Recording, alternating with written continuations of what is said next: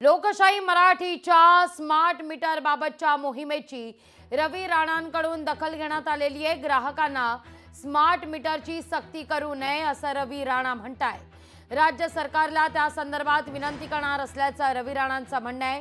ज्यांची इच्छा नाही त्यांना स्मार्ट मीटर सक्ती नको असं राणा स्पष्ट करतायत। तर विधिमंडळाच्या अधिवेशनात राज्य सरकारला जाब विचारणार असल्याचं नाना पटोले यांनी स्पष्ट केलंय।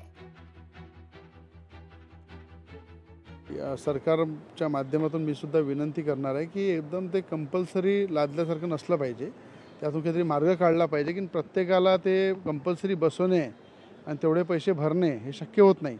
मग त्यातून काहीतरी मार्ग काढू या संदर्भात मी सुद्धा राज्य सरकारला विनंती करणार आहे आणि काहीतरी मार्ग काढू। स्मार्ट मीटरच्या माध्यमातून ज्या पद्धतीनं सर्वसामान्याला अंधारात ठेवण्याचा हा प्रयत्न महाराष्ट्रातलं असंविधानिक आणि भाजपचं सरकार करते त्याचा आम्ही पण विरोध करतोय। विधानसभेचं अधिवेशन आहे, सरकारला आम्ही जवाब विचारणार आहे की तुम्ही ज्या पद्धतीनं मोबाईल रिचार्जची व्यवस्था, ते सगळे शिकले सवरले लोक असतात, पण गरीब सामान्य माणूस हातावर कमवणाऱ्या खाणाऱ्या माणसाला तुम्ही हे स्मार्ट मीटर लावून त्याला अंधारात ठेवण्याचं जे पाप तुम्ही करताय, या पापाचं फळ यांना भोगावंच लागणार आहे आणि महाराष्ट्रातल्या सत्तेला बाहेर जावंच लागणार आहे।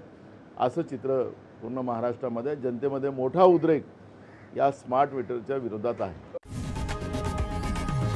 लोकशाही मराठी ऐका, पहा, जागरूक रहा।